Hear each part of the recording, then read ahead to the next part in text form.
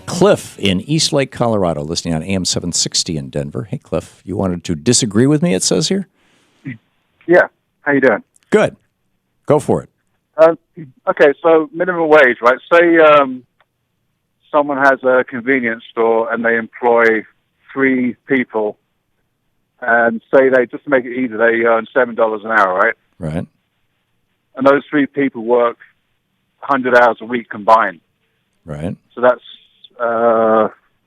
33 hours each. $100 a month. Yeah. Is that right? $2,800.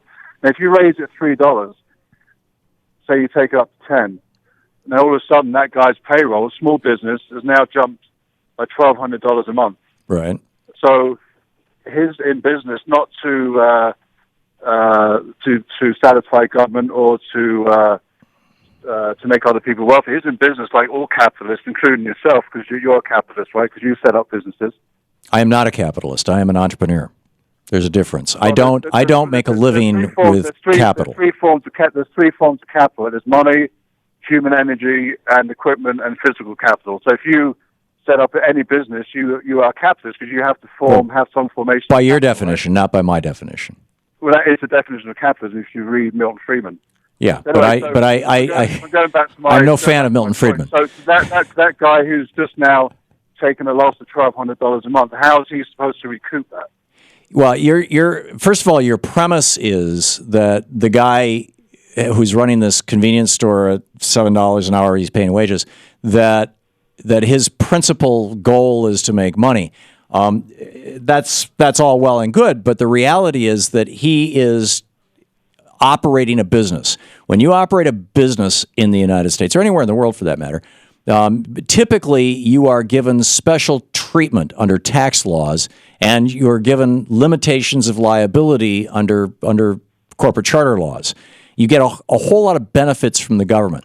The reason why we, the people, give business people like me or like that 7-Eleven guy, give them benefits is because the presumption is that by conducting business, we will do something that will accrue benefit to society. Now, if you're running a business in a way that doesn't benefit society, you should not be running that business. Well, if a guy's running a legitimate business, and if you can just answer the question, and he's now taken a loss of $1,200 a month, he's either going to if he cannot run his business in a way that benefits society, if he cannot run his business and pay a reasonable wage, then he's got a lousy business model and he doesn't deserve to be in business. If it's paying minimum wage, which is the legal wage at the moment, it's quite within his rights to do that. That's correct. It's none of your business or anyone else's business what he does. So well, actually, it is my business, and it is your business. We're part of society. He's part of society. He's using the infrastructure that we're paying for. This is the difference of philosophy. You believe that.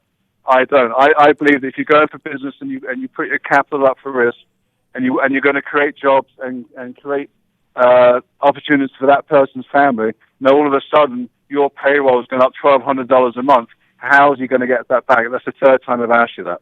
How is he supposed to get that money back? There's a whole variety of ways that you can do that. When you increase people's wages, and I've done that with this radio show. The people that are working with me right now are making a whole lot more than the people who started out with me.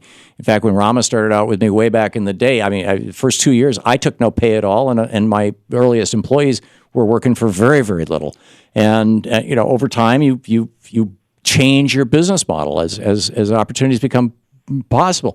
I would say that this guy should either take less pay himself or cut back on other expenses or raise his prices. There's a whole variety of things he can do.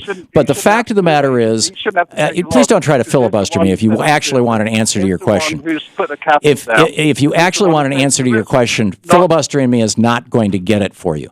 If this guy actually wants to be in business, and the minimum wage law has gone up, he's not the only person affected by it. All of his peers are affected by it. So everybody is going to have to adjust their business models.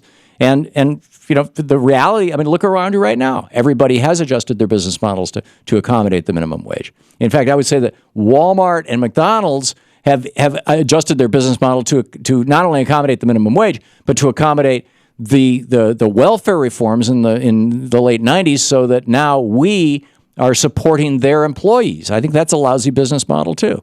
Back to you, Cliff. I was saying, as I said before, I guess I was on hold there, right?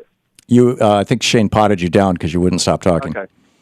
Yeah, well, I was trying to get a word in. But anyway, the point is that if you set up a business, contrary to people like Mr. Obama, who has never ran a business in his life, so he has kind of no idea what he's doing, you go into business to make money. And capitalism is the only form of economic activity that we know of to date. There could be something else down the line that can drag people from very meager means. And in fact, that's simply not true. No, it's absolutely true. Cliff, this is simply not true. Have you never heard of cooperatives? Warren Buffett. Go look at Mondragon in Spain. They're doing $50 billion a year in business. They're not capitalists. Of course they're capitalists. No, they're owned by their employees. You don't understand the meaning of capital, Tom. You're thinking it's just money. Okay. You just think it's cash. Capitalism is not just cash, not sitting. I am saying that my definition of capitalism differs from Milton Friedman's, apparently. My definition of capitalism, or a capitalist, is a person who lives off capital, as opposed to true capitalism. The real understanding that people should know, there's three forms: human energy, physical capital, and money. Everyone knows that. Anyone who's studied any economics knows that's just how free market operates. I'm familiar with that model, but for purposes, for example, for the purposes of our tax code, I don't get to say, I'm only going to, when I take a paycheck out of this company, I pay up to 39%. I pay, because I don't have the luxury that Mitt Romney has of saying, I'll pay a maximum of 20% because I'm taking capital, right? So, it just doesn't work.